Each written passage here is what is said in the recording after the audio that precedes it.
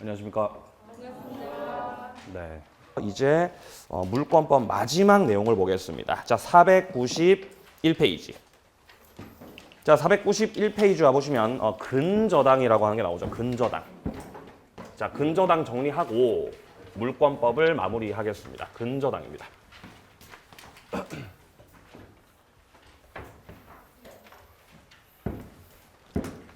자, 일단 우리가 지금까지 했던 게 저당권이었죠. 지금껏 했던 것이 저당권이었죠.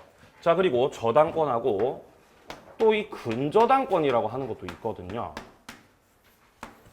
그럼 저당권하고 근저당권하고 같은 거겠어요? 다른 거겠어요? 네? 같은 거 다른 거. 다르죠? 뭐가 달라요? 그렇죠. 근이 다르죠. 근. 요게 다른 거죠. 이 근이 뜻하는 게 뭐냐? 이게 뿌리 근자거든요. 요게 채권 최고액을 말합니다. 채권의 최고액. 근저당권에는 채권 최고액이라고 하는 것이 있고 가장 극명한 차이는 이 저당권이라고 하는 것은 이 채권이 피담보 채권이 확정돼 있습니다. 확정 채권이에요. 예를 들어 채권자가 뭐 1억을 빌려줬다. 그러면 저당권자 채권액은 1억 확정이 돼 있는 거죠.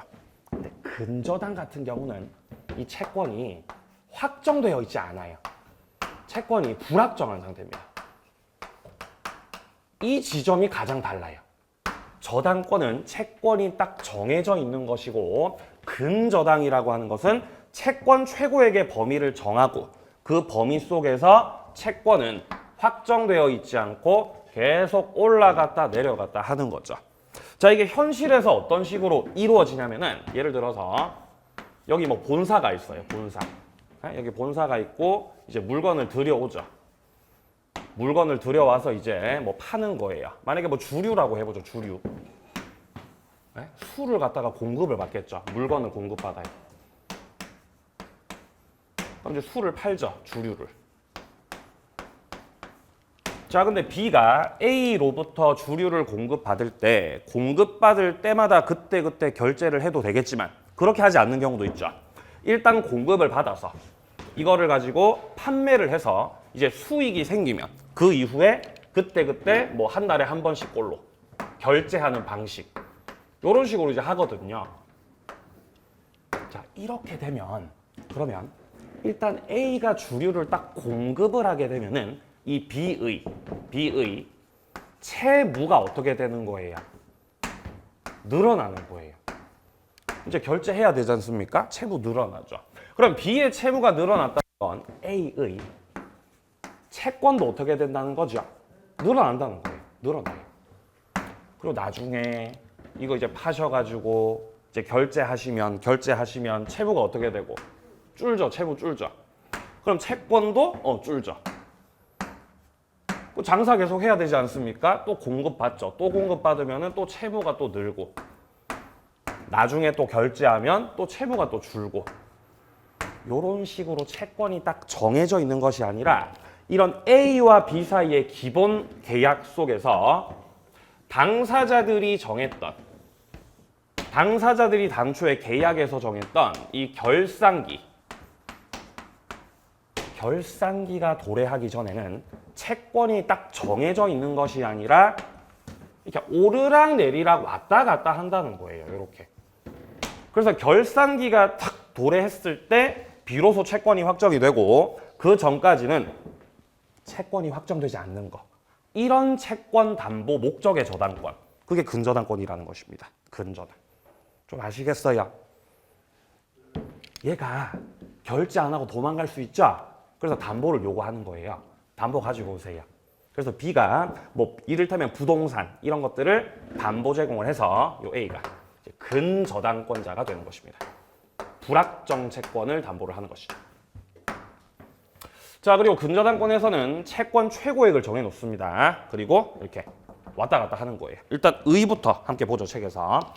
자, 먼저 1번에 특징이라고 돼 있는데 요 단락에 보시면은 근저당이란 계속적 거래 관계로부터 생기는 불특정 다수의 장래 채권.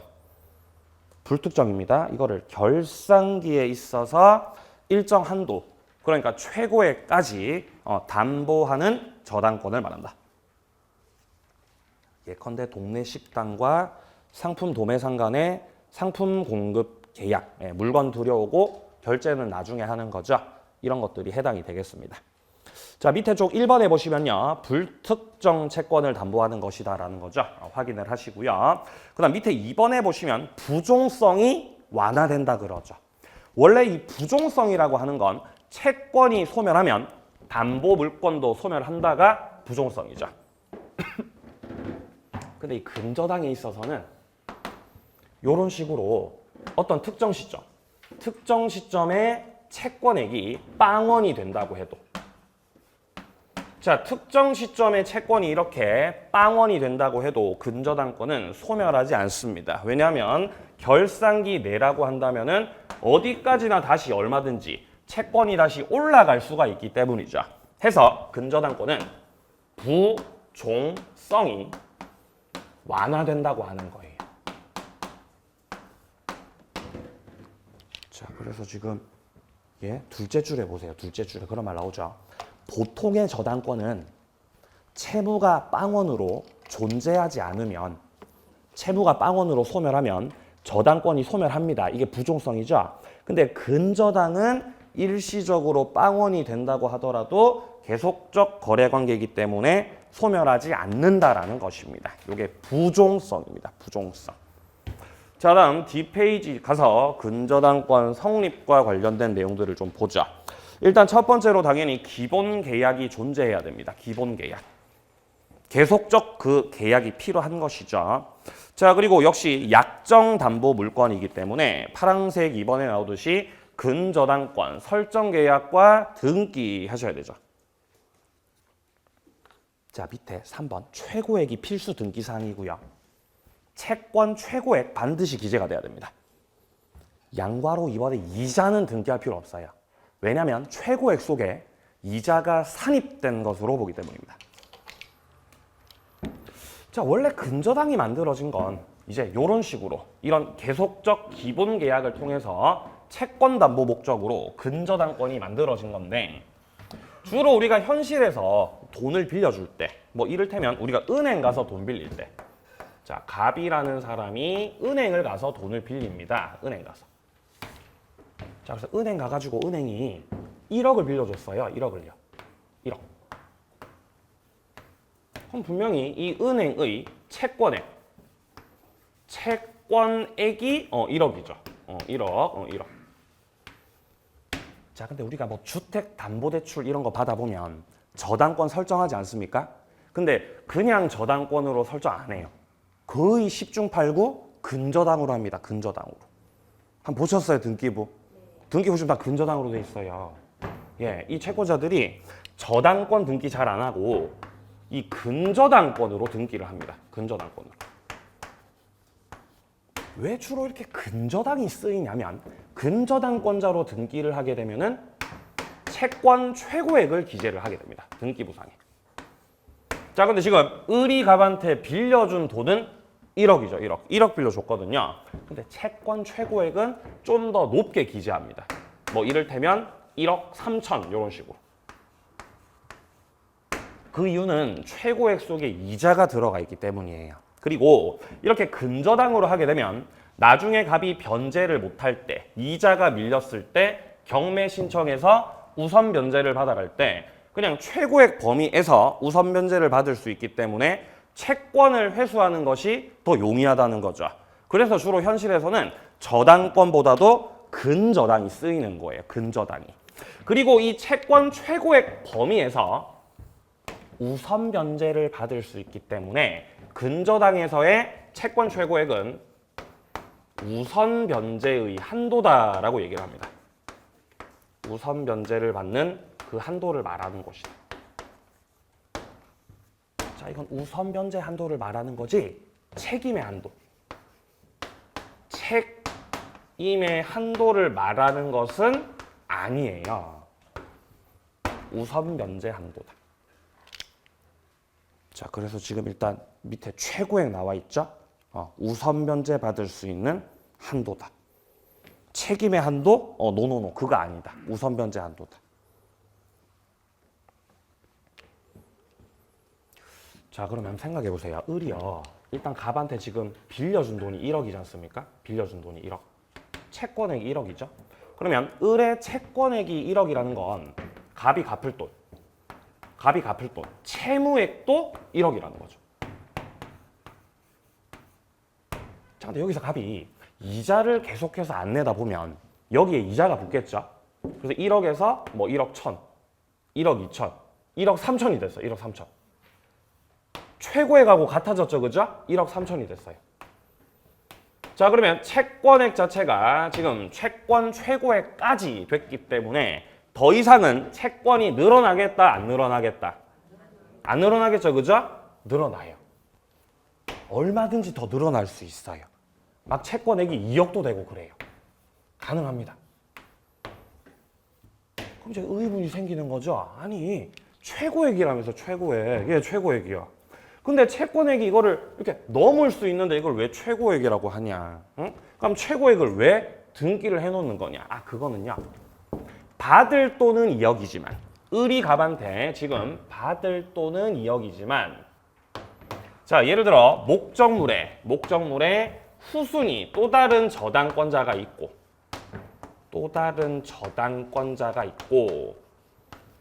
목적물이 경매 들어갔을 때 이 을이 병보다 우선해서 받을 수 있는 한도, 그게 얼마라는 거예요? 그게 1억 3천이라는 거예요.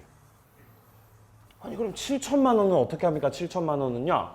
그럼 병도 받고 남는 돈이 있을 때 받으실 수 있겠죠. 그러니까 최고액의 뜻은 그죠? 우선 변제 받을 수 있는 한도를 뜻한다. 요거죠, 요거. 자, 그러면 지금 채권액이 2억이 됐죠. 근데 채권 최고액은 1억 3천이죠, 그죠? 그럼 여기서 채무자 갑이 근저당권자 을한테 변제를 하고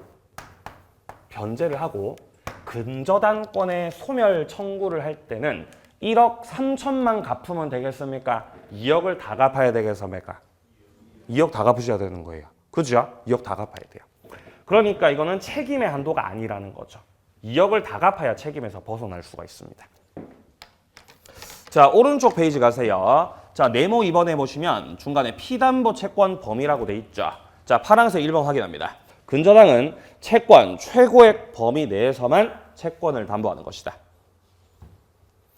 피담보 채권액이 최고액을 초과하는 경우에 근저당권은 최고액까지만 담보가 된다. 여기서 최고액까지만 담보된다는 건 이 범위에서 우선 변제 받을 수 있다, 이 말입니다. 초과하는 부분은 우선 변제가 안 된다는 거죠. 담보되지 않는다. 자, 동그라미 2번 해보세요. 최고액 범위 내라면 지연이자는 보통의 저당권에서는 지연이자 1년분에 한해서 우선 변제 가능했었죠. 근데 근저당이라고 하는 거는 1년분에 한정하지 않습니다. 지연이자가 2년분이 됐든 3년분이 됐든 어쨌든 채권 최고액 자체가 기재가 되어 있기 때문에 이 범위 내라고 한다면은 우선 변제 얼마든지 받을 수 있다는 것이죠. 1년분의 제한이 없다. 자, 그리고 동그라미 3번에 보시면은 채권 최고액 속에 이자가 포함되어 있다는 거. 이자가. 근데 주의하실 점 기억 보세요. 실행 비용은 최고액에 포함이 안 된다는 거. 경매 실행 비용 포함 안 됩니다. 자, 그리고 이제 이 이후에 나오는 내용은 채권액이 확정되는 시점입니다. 자, 그러니까 결산기 도래 전까지는 채권이 이렇게 널뛰기 하다가 오르락 내리락을 하다가 결국 결산기가 탁 도래하게 되면은 이 시점에서 채권액이 확정되거든요. 자, 원래 불확정이었던 채권이 확정되는 사유 몇 가지가 있습니다. 채권이 확정이 되는 사유.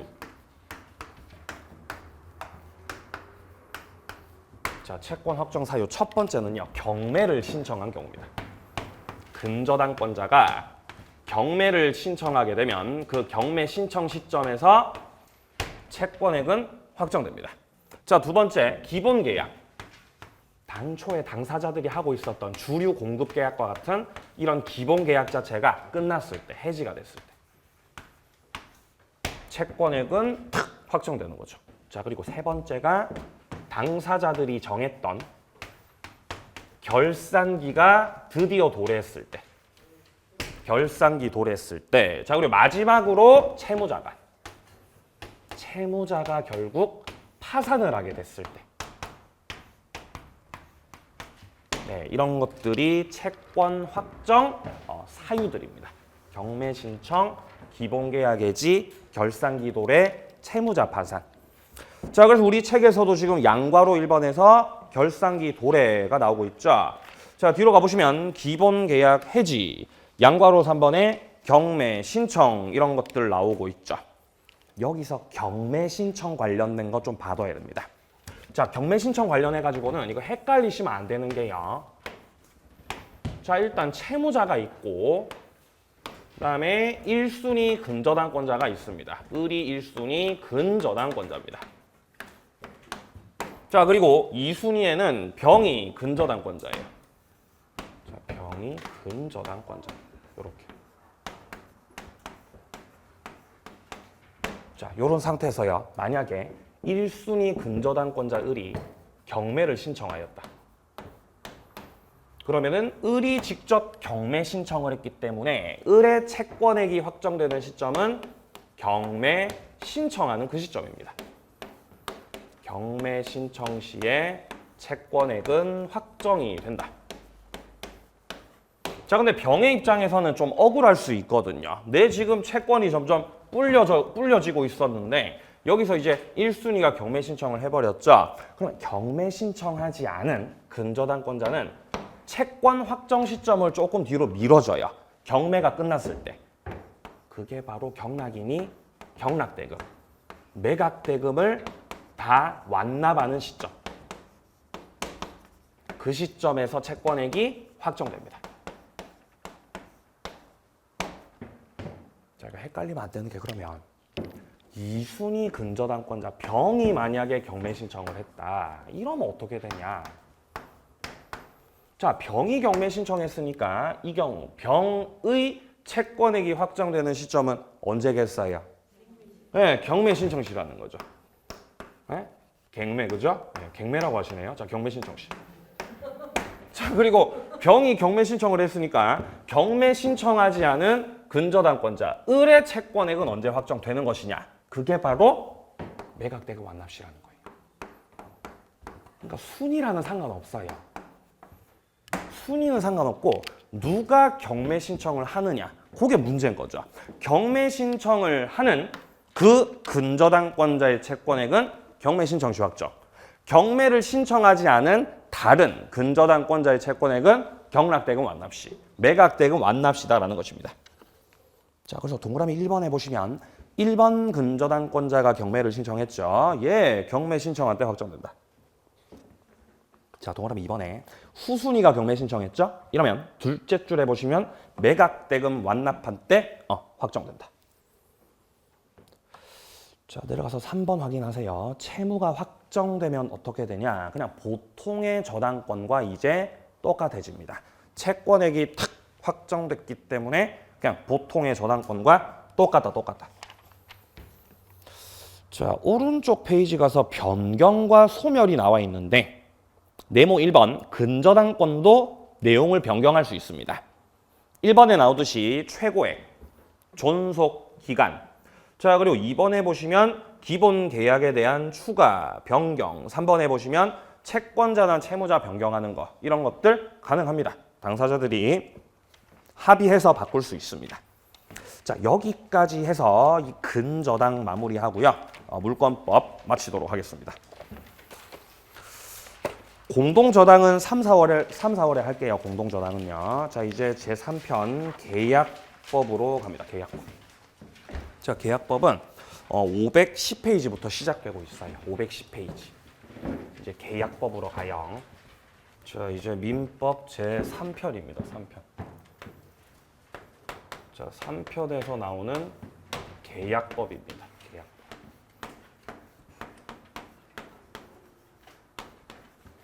자, 계약법 속에는 물권법과 마찬가지로 총론과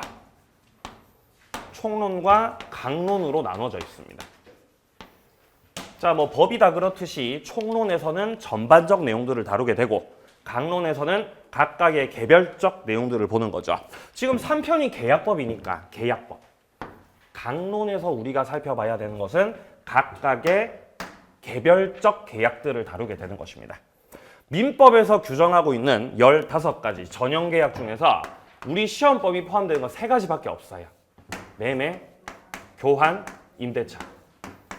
자, 그래서 매매, 교환, 임대차를 우리가 계약 강론에서 다루게 된다. 매매, 교환, 임대차. 이렇게 3가지. 그 외의 계약들은 따로 단독 문제로 출제가 되진 않습니다.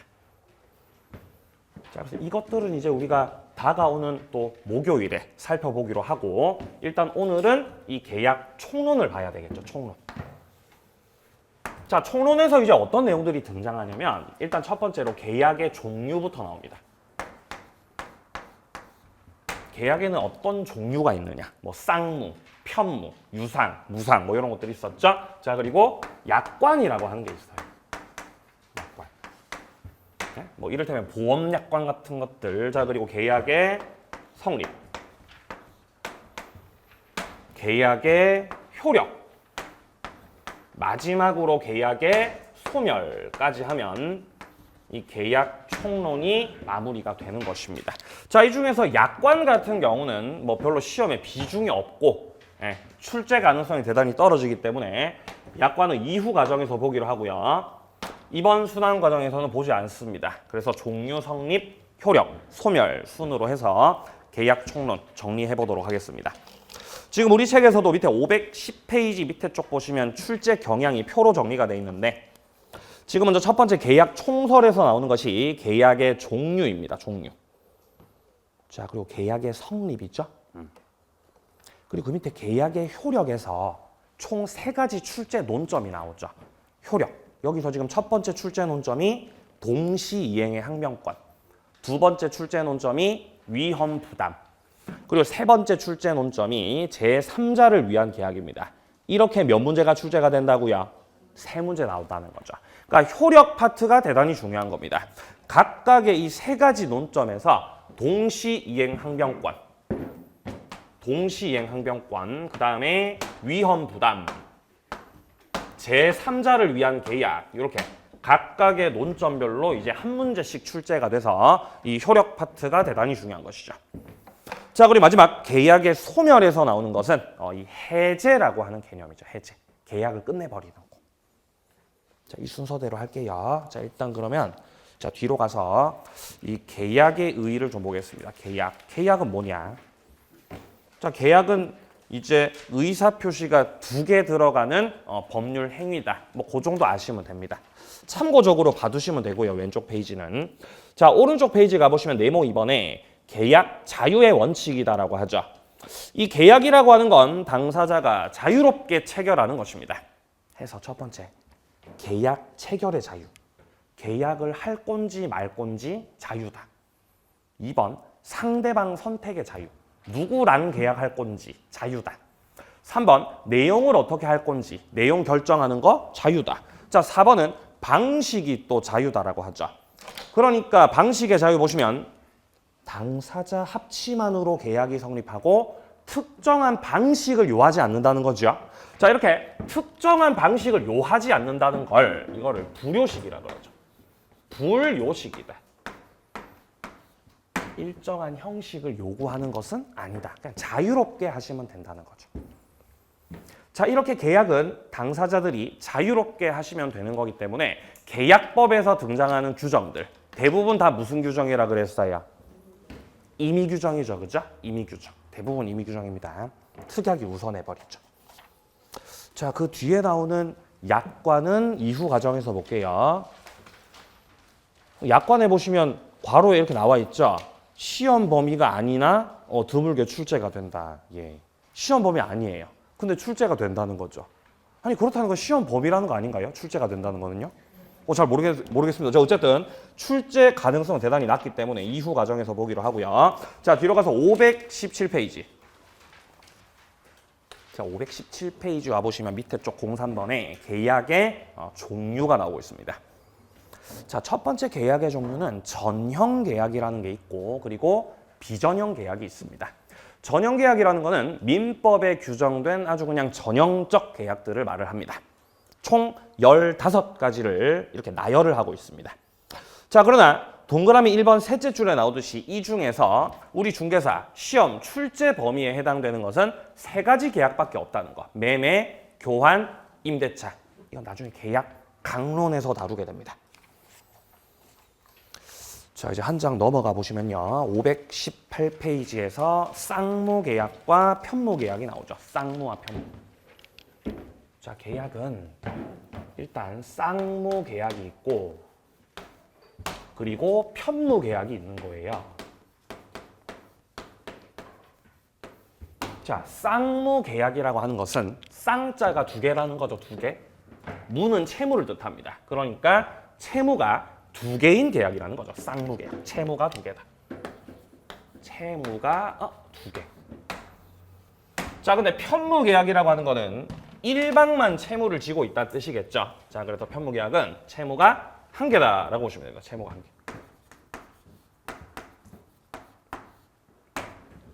자, 당사자들 간에 자, 갑과 을 간에 예를 들어서 매매 계약이 체결이 되면 매매라고 하는 계약이 체결되고 갑이 매도인, 을이 매수인일 때. 자, 이때 매도인 갑 같은 경우는 목적물의 소유권을 이전시켜 줘야 되는 거죠. 채무가 있는 거 없는 거. 채무 있는 거. 매수인은 이에 대응해서 대금을 지급을 해야 되는 거죠. 을도 채무가 있죠. 그러니까 갑도 채무가 있고 을도 채무가 있고 둘 다 채무를 지고 있죠. 그리고 그 채무가 서로 하나의 계약 속에 이렇게 얽혀 있는 거죠. 자, 요런 계약. 요렇게 양 당사자가 채무를 다지는 계약. 요 매매 계약은 쌍무겠다, 편무겠다. 쌍무 계약이라는 겁니다. 매매가 가장 대표적인 쌍무 계약이에요. 자, 그리고 이 계약이 매매가 아니라 교환 계약이라도 마찬가지죠. 자, 당사자가 교환 계약 체결했다는 것은 물건을 서로 맞바꾸는 거죠. 자, 갑은 예를 들어서 나 토지 넘긴다잉. 근데 여기에 대한 반대급부로서 을이 대금 지급하는 것이 아니라 그럼 난 건물 넘길게. 토지하고 건물하고 맞바꾸는 거. 이게 바로 교환 계약이죠. 그러면 교환 계약도 마찬가지입니다. 갑은 토지를 넘길 채무가 있는 것이고 을은 건물 넘길 채무가 있는 거죠. 역시 무슨 계약이라고? 쌍무 계약이라는 거죠. 쌍무 계약. 임대차 계약도 마찬가지죠.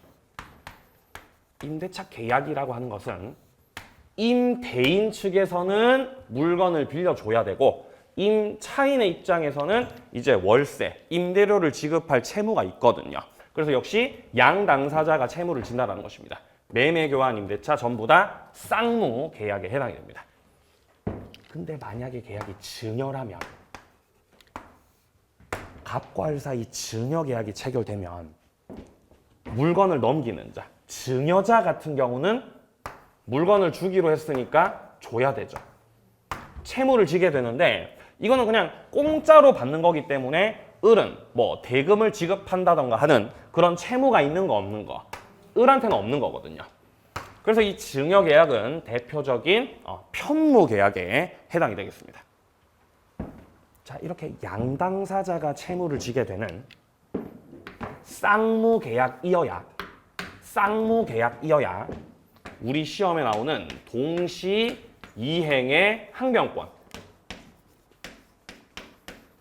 뿐만 아니라 위험 부담의 법리 이 관련된 법리들이 출제가 되는 것이에요. 관련된 법리들이 적용될 수 있습니다. 쌍무 계약일 때 편무 계약은 안 됩니다.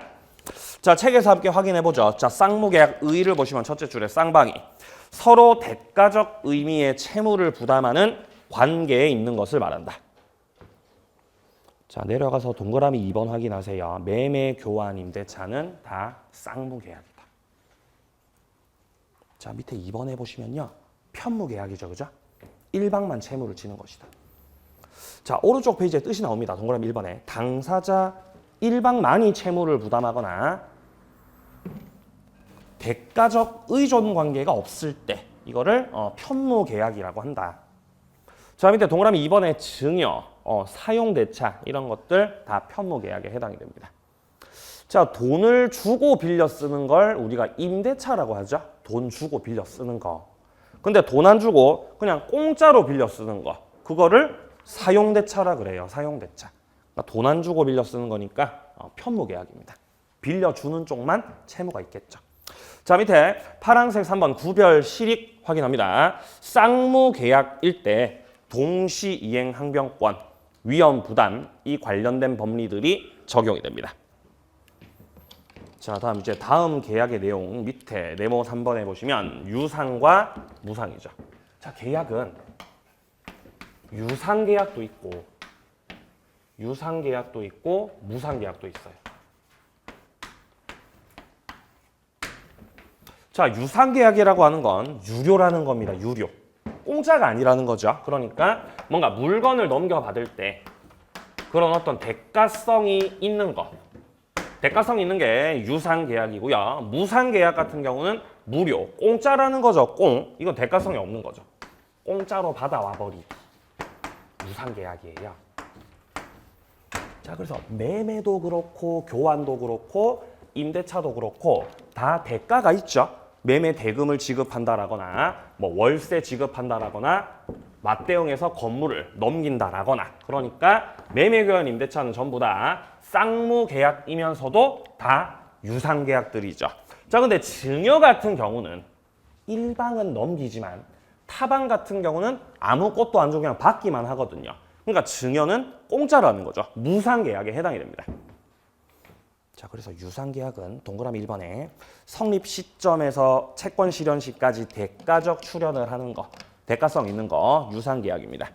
자, 동그라미 3번 매매 교환 임대차 전부 다 유상계약에 해당이 됩니다.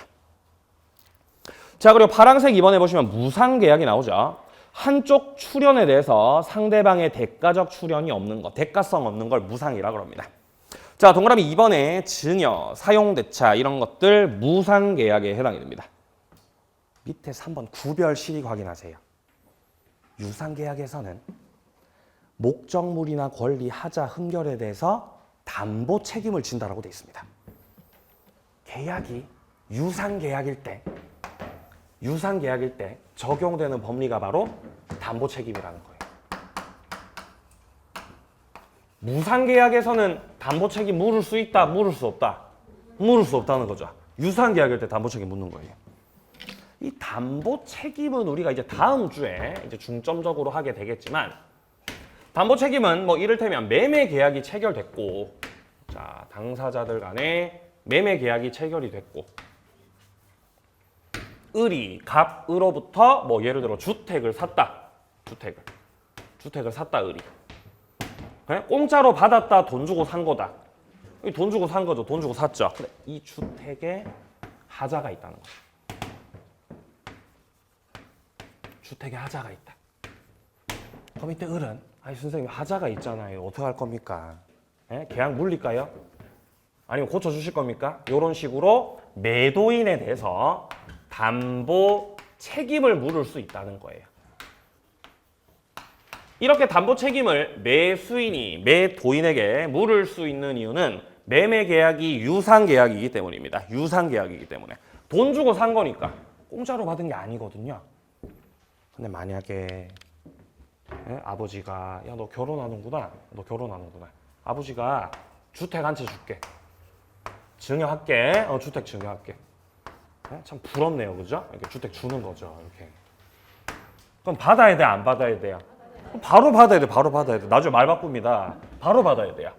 그러면 주신다고 하니까 예, 잘 받겠습니다. 증여 계약이 체결됐다. 주택을 받았다. 근데 여기에서 하자가 있었던 거죠. 이때 을이 아버지 주택 주신 건 감사한데 하자가 있네, 하자가. 책임지세요. 손해배상 청구. 이런 거 되겠어요, 안 되겠어요? 야, 안 된다는 거예요. 야, 네가 이거 공짜로 받은 거잖아. 무상계약이잖아. 이때는 담보 책임을 물을 수가 없습니다. 유상계약에서 묻는 겁니다. 자, 다음 계약 종류 뒷페이지 갑니다. 자, 520페이지 와보시면 낙성계약이라고 하는 것도 있고 그리고 요물계약이라고 하는 것도 있죠. 낙성 계약이라고 하는 건 당사자의 의사표시 합치만으로 성립하는 겁니다. 청약 승낙의 합치만으로 성립하는 계약, 낙성 계약이죠. 자, 동그라미 2번에 둘째 줄 매매, 교환, 임대차 전부 다 낙성 계약입니다. 합의만 하시면 된다는 거죠. 자, 근데 밑에 2번에 보시면 요물 계약 나오죠. 이 요물 계약이라고 하는 거는 합치만으로 안 돼요. 합의만으로 안 됩니다. 일방이 물건의 인도나 금전의 교부를 필요로 하는 계약을 말하는 거죠. 말만 가지고는 안 된다는 거죠. 이게 요물 계약이에요. 요물 계약. 자, 그래서 요물 계약이라고 하는 건 당사자들 간의 청약과 승낙이 합치했다고 해서 그 즉시 성립하는 것이 아니라 추가적인 어떤 별도의 이행이 필요한 겁니다. 별도의 이행까지 들어가야 비로소 성립하는 계약을 요물 계약이라고 하는 것이에요. 자, 대표적인 요물 계약은 일단 현상 광고라고 하는 계약이 있죠. 현상 광고. 뽀삐를 찾습니다. 그거였죠. 자, 현상 광고 계약은 현상금을 내거는 거죠. 현상금을 주는 건 뽀삐를 찾아왔을 때입니다. 별도 이행 필요하다. 자, 그리고 뿐만 아니라 매매 파트에서 만나게 되는 계약금 계약. 계약금 계약도 요물 계약이에요. 계약금을 제가 드리겠습니다. 말만 가지고는 안 되는 겁니다. 실질적으로 이 계약금을 교부해야, 계약금을 갖다 줘야 비로소 성립을 하게 된다는 것이죠.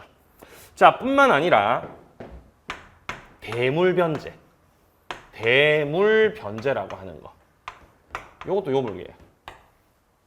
물건으로 대신해서 변제를 하겠다라는 거죠. 그러면 물건을 가지고 와야, 그래야 비로소 성립할 수 있는 것입니다. 그래서 이런 것들은 죄다 다 요물계약에 해당되고, 요물계약은 몇 가지 안 되니까 좀 이렇게 외워두시기 바랍니다. 대물변제까지는 아니더라도 이 두 가지 정도는 좀 기억을 하고 계셔야 돼요. 자, 동그라미 2번에서 계약금 계약 확인하세요. 요물계약이다. 자, 그리고 위쪽에 파란색 4번에 보시면 쌍무계약과 유상계약의 관계가 나오죠. 이 둘의 관계. 자, 동그라미 1번에 나오듯이 유상계약의 범위가 쌍무계약보다 더 넓은 개념이에요. 더 넓다. 예? 유상이 넓다고 쌍무가 넓다고. 유상이 넓다고. 유상이 넓어요. 그러니까 유상계약이라고 하는 이 넓은 범위 속에 쌍무가 들어가 있다는 거예요. 여기 쌍무가 여기 있는 거죠. 쌍무가 여기 이렇게 들어가 있는 거죠. 이렇게. 자, 따라서 쌍무계약은 언제나 유상계약이다. 이런 맞는 말, 틀린 말. 네? 맞는 말, 틀린 말. 이거 맞는 말이죠. 그죠? 쌍무는 유상이죠. 계약이 쌍무계약이라면 그거는 반드시 유상에 포함이 돼 있는 거죠. 유상이 더 넓은 개념이니까요. 맞습니까? 네. 자, 근데 유상계약은 언제나 쌍무계약이다. 이러면은 그거는 아니지. 그건 아니죠. 유상계약이라고 해도 쌍무에 포함되지 않고 편무에 포함되는 계약들도 있습니다. 뭐 이를테면 현상광고가 그랬죠. 자, 그래서 이런 관계가 성립한다. 쌍무는 유상이 맞지만 유상이라고 해서 다 쌍무인 것은 아닌 것입니다. 자, 여기까지 계약의 종류를 살펴봤고요. 자, 오른쪽 페이지에 나오는 계약 성립서부터는 좀 쉬었다가 이어가도록 하겠습니다.